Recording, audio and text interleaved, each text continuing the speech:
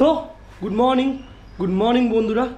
আজ আমার জন্য একটু স্পেশাল দিন এটা, কারণ আমি ব্লগটা শুরু করতাম এতদিন ফোন দিয়ে, আজ করছি হচ্ছে গোপ্রো দিয়ে, ওই জন্য একটু স্পেশাল। এখন যাচ্ছি হচ্ছে পিকনিকে, রাজীবদা ঈশান ফিশান সব দাঁড়িয়ে আছে আমার জন্য, আর তন্ময় বলে একটা বন্ধু আসছে আমার সাথে মিট আপ করতে না, একসাথেই সব আমরা বেরোবো বাইক নিয়ে, আর যাবো হচ্ছে বজবজ পূজালি, ওইখানে আজকে একটা পিকনিক মতন আছে। চলো যেতে যেতে দেখা হচ্ছে। আর আমি যে গোপ্রোটা কিনেছি ওটা হচ্ছে গোপ্রো হিরো 10, আর চলো দেখা যাক কীরকম পিকচার আসে না আসে, ওয়াইড অ্যাঙ্গেলটা কেমন আসে না আসে। রোদ খুব গরমও লাগছে, জ্যাকেট শার্ট সব পরে নিয়েছি। সো চলো বেশি হয়ে যাবো না, দেখা হচ্ছে যেতে যেতে রাস্তায়। এখন বেরিয়ে যাচ্ছি বাড়ি থেকে, আর রাজীবদা আমার জন্য দাঁড়িয়ে আছে হচ্ছে মল্লিক বাজারের মোড়ে, তন্ময় আমার জন্য দাঁড়িয়ে আছে। চ বল, ওই তো মল্লিক বাজারে দাঁড়িয়ে আছে। এই তো সব মিলিয়ে 40 সব মিলিয়ে। চ ভাই চ, ভাইয়ের গাড়ি হচ্ছে এটা আমাদের কালী মন্দির জয় মা, এখানে আমরা যাওয়ার সময় প্রণাম করে সবাই বেরোই। আর চলো, রাজীবদা কোথায় এখন একটু খুঁজতে হবে। আর হেলমেটের রোদটাও খুব উঠেছে আজকে, আর আমি হেডফোনটা নিয়ে বেরোতে ভুলে গেছি। সবাই ফোন করে যাচ্ছে পিকনিকের ওখান থেকে। রাজীবদা কোথায়? চলে এসেছি কালিকার সামনে। রাজীবদা, ঈশান, আরও 2-3টে বন্ধুরা দাঁড়িয়ে আছে, ওরা আমার জন্যই অনেকক্ষণ ধরে দাঁড়িয়ে আছে। তো চলো যাওয়া যাক। ঈশান কোথায়? আর ঈশানও চলে এসছে, বেরিয়ে যাচ্ছে এখান থেকে। রাজীবদাও চলে এসছে সামনে আমার, রাজীবদা আর ঈশান পিছনে। আর সকাল সকাল সানডে রাইড করতে খুব ভালোও লাগছে, অনেক দিন পর আমার বেরোনো হচ্ছে। কি ভাই কেমন লাগছে ভাই?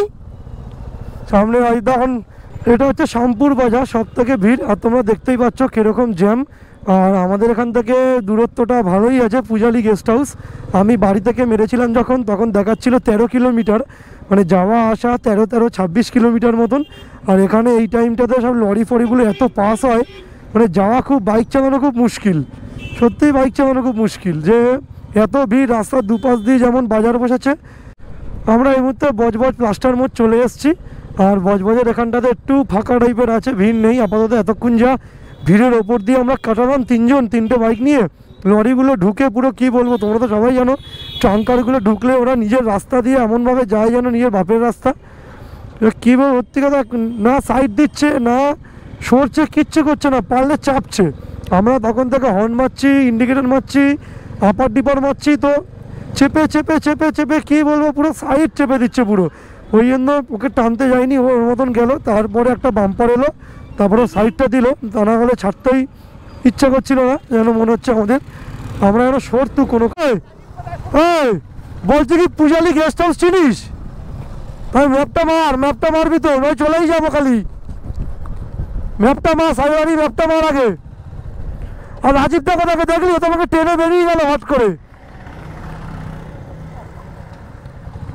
ও তো আমাদের মালটা দেখে আবার হুশ করে ট্রেনে বেরিয়ে গেল, দেখতেই পেলাম না কি আর। তাহলে তো আমরা ফোন করতে হবে, একটু দাঁড়া, তাহলে একটু সামনে কি দাঁড়া, বুঝলি তো। আর এখানে এরকম ধোঁয়া হচ্ছে, তোমরা দেখতেই পাচ্ছ কিরম। এইটা পলিউশন না, আমরা যে গাড়িতে সাইলেন্সার লাগাই ওইটা হচ্ছে পলিউশন। কি বলবো বলো তোমরা? এই যে ধোঁয়াটা বেরোচ্ছে এইটা পলিউশন না, আমরা যে সাইলেন্সার লাগাই ওইটা হচ্ছে পলিউশন। তাহলে বল কি কোথায় ঢুকবে এখন ভাবছে, মানে কি বলবো। তখন থেকে ঘেনর করে এই ছাড়লাম এই ছাড়লো বাইকটা, মানে এতক্ষণ ধরে কী করবে দিশাই পাচ্ছে না। এই বাসটা আর এই 4 চাকাটা কোন দিকে ঢুকবে, মানে নতুন মনে হয় গাড়ি চালাচ্ছে হয়তো। এমনি তার মধ্যে রাস্তা খারাপ, পূজালির রাস্তা। এতক্ষণ যেভাবে অফরোডিং করে এলাম রাস্তাতে, কি বলবো, মানে সত্যি কথা কিছু বলার নেই আর। সো আমরা তো কাছাকাছি চলেই এলাম, গঙ্গার ধারের সামনে পুরো। এবার জিজ্ঞেস করতে হবে, দাদা পূজালি গেস্ট হাউসটা কোথায়? ডান দিকে, থ্যাংক ইউ। পূজালি গেস্ট হাউসটা বলছে ডান দিকে। চলো, এই যে পেয়ে গেছি। আর গাড়ি ফাড়িগুলো রাখবো কোথায়? গাড়ি রাখবো কোথায় রে? ডান দিকে বললো তো। হ্যাঁ, জিজ্ঞেস করতে হবে। দাদা পূজারি তো কী বলবো, এতক্ষণ খোঁজার পরে আমরা ভুল রাস্তায় চলে এসেছি। আবার রাস্তা থেকে ব্যাক করলাম ইউটার্ন নিয়ে। এবার দেখা যাক, ঈশান ভাই ম্যাপ লাগিয়েছে, ও কোথায় যেতে পারে না পারে। এবার ভাবছি আমরা কোন দিকে ঢুকবো। কোনটা দিকে রে? ওই দা ঢুকবো বাঁ দিকে, ডান দিকে দিয়ে ইন্ডিকেটার জ্বালিয়ে রেখে দিয়েছে। কি বলবো বলো। ওফ, এই যে বাঁ দিক দিয়ে ঢুকবো। এই তো আচিপুর ঘাট পুরো। তাহলে আচিপুর ঘাট, এই রাস্তাটা এবার বাম্পার পাবো যা কিছুক্ষণ পর থেকে। ওফ ভাই, লাগছেও খুব সুন্দর রাস্তাটা। চারিদিকেটা হচ্ছে, এগুলো হচ্ছে ইট খোলা। এখানে অ্যানুয়াল স্পোর্টস মতন হচ্ছে, এখানে বাচ্চারা খেলাধুলা করছে। এটা হচ্ছে ইন্ডিয়ান ব্রিক্স। সামনেই হচ্ছে আমাদের ঝিল টাইপের আছে একটা, চল হয়তো ঝিলটা এখন আর কেউ ইউজ করে না। চারিপাশ দিয়ে এরকম রাস্তা দিয়ে চালানোর মজাই আলাদা। পুরুলিয়া গেলে এইসব রাস্তা দিয়ে চালানোর যা মজা, কী বলবো, যে বাইক চালায় সেই বোঝা। যে পিলিয়ন বসে থাকে তার ভাল লাগে, বাট যে বাইক চালায় তার আরও বেশি ভাল লাগে। কারণ কেন, পুরো সে ফিলটা নিচ্ছে যে বাইক চালাচ্ছে। ওফ, কি সুন্দর জায়গা ভাই। দূর দূর থেকে গঙ্গাটা দেখা যাচ্ছে, গঙ্গার ঠান্ডা হাওয়া। এখানে গরমকালেও খুব ভালো লাগে। ওখান থেকে চিমনির ধোঁয়া উঠছে, তোমরা দেখতে পাচ্ছ হয়তো চিমনিটাকে। আর যা রাস্তা দিয়ে এলাম, ক্যামেরায় মনে হয় ধুলো লেগে গেছে পুরো। আর বাম্পার বললাম না, এই যে বাম্পার লাগানো শুরু। এবার যা বাম্পার পাবো এখন থেকে এবার। উফ, এটা হচ্ছে দুর্গাবৃদ্ধ, মানে ইট ভাটাটার নাম। আর সরু রাস্তা দেখো, এইটুকের মধ্যে দিয়ে যদি দুটো এরকম মেটারে ঢোকে তো যাওয়া বন্ধ। মানে একটা জায়গায় এসে তোমাকেও ব্যাক করতে হবে, ওকেও ব্যাক করতে হবে, দুজনের মধ্যে দুজনকেই ব্যাক করতে হবে। কেউ মানে কি কেউ পাশাপাশি যেতে পারবে না। সো এতক্ষণ খোঁজার পর পেলাম, মানে আমরা ভুল রাস্তায় চলে গেছিলাম। আবার কাকুদের ফোন করে জিজ্ঞেস করলাম এই রাস্তাটা দিয়ে ঢুকতে হবে। সো এখন এই রাস্তাটা দিয়ে ঢুকছি, দেখা যাক। এই তো সব গাড়িগুলো দাঁড়ি করানো আছে, অটো এগুলো। আবার কোন দিকে ভাই, কোন দিকে রে?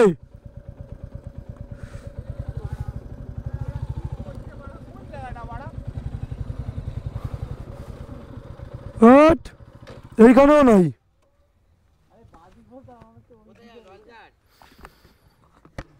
কাকু বলছি, এও তো জানবে না, আমরা তো ইয়েই জানি না। সেটাই হচ্ছে, আবার নামটা তো বলছি না, খালি বলছি আচিপুর গঙ্গার ঘাট। পীযুষ কাকু সোজা, একদম সোজা। সো এতক্ষণ পর পেয়েছি খুঁজে। সো আমরা একটা জায়গায় এসেছি এখন, এইখানকারই মানে পিকনিকের। এতক্ষণ ভিডিও করতে পারিনি কিছু, কারণ এখানে অনেক গান চলছিল বা মিউজিক চলছিল বলে। সো এখন একটা জায়গাতে এসেছি, আর তোমাদেরকেও দেখাবো। চলো, কত সুন্দর জায়গাটা। এখান থেকে গঙ্গার ধারে নামা যাচ্ছে। চলো, রাজীব দা, তন্ময় দাঁড়িয়ে, এখানে কিছু কাকিমারা আছে। কাকিমা কিছু বলো, কেমন লাগছে এখানে পিকনিক এসে? সুন্দর জায়গা, সত্যি খুব এনজয় আছে, আর খুব মজা করেছি আজকে। এত সুন্দর মজা করেছি, সারা বছরের মজা বোধহয় আজকেই আনন্দটা বেশি পেয়েছি। একদম সত্যি কথা বলছি, মানে আর জায়গাটা এত সুন্দর, নাও খেতে পাই, পরিবেশটাও ভালো লাগছে। আমাদের আনন্দ করতে এসেছি, আনন্দ করছি, সত্যি ভালো লাগছে একদম। আর লোকেশনটাও দারুণ, দারুণ লোকেশনটা। ওয়েদারও আজকের দিনে ওয়েদারটাও খুব দারুণ, যে একেবারে ঠান্ডা বা একেবারে। ভাই ফটোমুটটা অন কর, ফটো কিছু বল। হঠাৎ করে এই লোকেশনটা আমরা পেয়ে গেছি। এতক্ষণ ওখানে ঘুরপাক খাচ্ছিলাম, তো এই জায়গাটা এসে খুবই ভালো লাগছে। আলাদাই তোমরা দেখতে পাচ্ছ, জলটা যেন সোনার মতো চকচক করছে। এতটা সুন্দর সানলাইটটা পড়েছে পেছন দিয়ে, অসাধারণ লাগছে, অসাধারণ। দুপুর টাইমটা গঙ্গার পাড়ে কাটালে আলাদাই লাগবে। একদম আমরা যেহেতু গঙ্গার পাশেই থাকি, এতটা কাছাকাছি থাকি, আমরা জানি যে বিকাল আর দুপুর টাইমটা গঙ্গার পাড়ে সবচেয়ে কাটানো পারফেক্ট টাইম। সো আমি এখন দাঁড়িয়ে আছি আচিপুর গঙ্গার ঘাট পূজালি গেস্ট হাউসের সামনেই। এখানে আমরা পিকনিক করতে এসেছি পাড়া থেকে। আমি, তন্ময়, রাজীব দা, আরও অনেক দাদারা আছে। এতক্ষণ ঠিক মতন করতে পারছিলাম না ভিডিওটা, ওই জন্য আমরা ছাওয়ায় বসেছিলাম। আর বিশাল রোদ, গরমও লাগছে খুব। ঠান্ডাকালে যে এরকম গরম লাগবে ভাবতে পারিনি, বাট সবাই ডাকছে ওখান থেকে খাওয়ার জন্য। এখন আমরা খেতেই যাবো।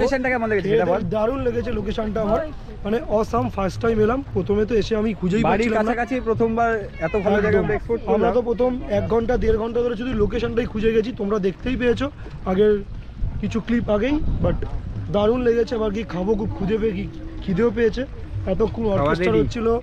খাবারে আছে হচ্ছে মাছ, ডাল, তারপরে ভেজিটেবল কিছু একটা আছে, তারপরে হচ্ছে স্যালাড, চিকেন, কাতলা মাছের কালিয়া, না সরি প্রথম থেকে বলছি, ভাত, ডাল, আলু ভাজা, তারপরে কাতলা মাছের কালিয়া, চিকেন কষা, চাটনি, পাঁপড়।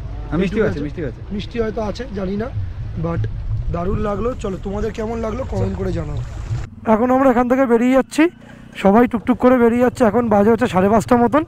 আর দেখতেই পাচ্ছ জায়গাটা কীরকম ধুলো হয়ে গেছে। আর সামনে রাজীব দা আছে, ঈশানও আছে, সবাই এখান থেকে টুকটুক করে বেরিয়ে যাচ্ছে। এখান থেকে আমাদের এখন 14 কিলোমিটার যেতে হবে, 14 থেকে 15 কিলোমিটার মিনিমাম যেতে হবে এখন। আর যা খারাপ রাস্তা, মিনিমাম যেতে যেতে 1.5 ঘন্টা মতন লাগবে।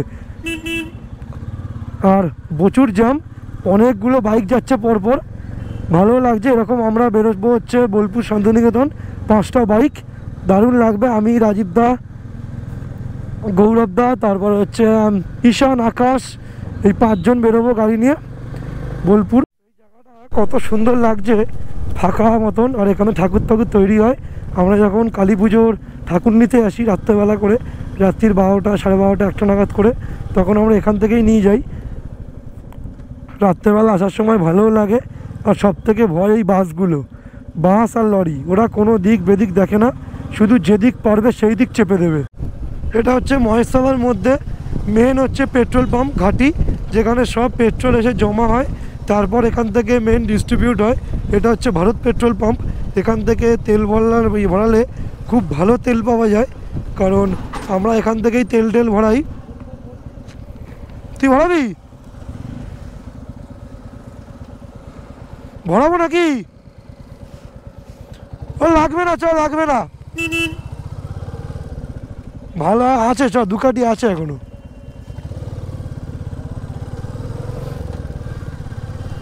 আমার আছে তেল, ওই জন্য লাগবে না, বলেই দিলাম রাজীবদাকে। রাজীবদা আমাকে বললো তুই কি তেল ভরাবি, ওই জন্য দাঁড়িয়েছিল। বললাম না ভরাবো না, তেল যখন আছে বেকার এখন ভরিয়ে লাভ নেই পকেট। সো আমরা এখন বাটার মোড় চলে এসেছি, সামনেই মঞ্জেরিস, এই বাঁদিকে আমরা ঢুকে যাব। আর রাজীবদা কোথায় দেখি, এখন নিউল্যান্ডে যাবো, চাটা খাবো দেখি। আর মাথাটাও খুব ধরেছে, আর তাড়াতাড়ি চলে এলাম, ভেবেছিলাম হয়তো অনেকটা লেট হবে, কিন্তু না হয়নি, খুব তাড়াতাড়ি চলে এলাম। কারণ দুটো বাইক ছিল আমাদের, টেনে দিয়েছি, ফাঁকা রাস্তায় যতটা পেয়েছি। এই রাস্তাটা খুব ভয় লাগে আমাদের, কারণ এত কাকরবালি পড়ে থাকে, তারপরে চুনা পাথর, সব কিছু মিলিয়ে খুবই ভয় লাগে জায়গাটা। আর এই টার্নিংগুলো তো আরোই ভয় লাগে। পিছন দিকে রাজীবদাও টানতে টানতে আসছে, আর ঠান্ডা লাগছে, সামনেই বাড়ি। আর ব্লগটা বেশি দূর করবো না, দেখি চাটা খেতে যাই, চাটা খাওয়ার ওখানে গিয়েই শেষ করবো হয়তো। আর ব্লগটা কেমন লাগলো, পিকনিক গার্ডেনটা কীরকম লাগলো, আর যদি কমেন্টে কেউ জানতে চাও তো লিখতে পারো কোথায় লোকেশনটা, আমি লোকেশনটাও তোমাদের দিয়ে দেবো। পিকনিক গার্ডেনটা সত্যিই খুব ভালো ছিল, পূজালি গেস্ট হাউসের উল্টো দিকেই একদম, সত্যিই খুব ভালো লাগছিল। তারপরে কি বলবে,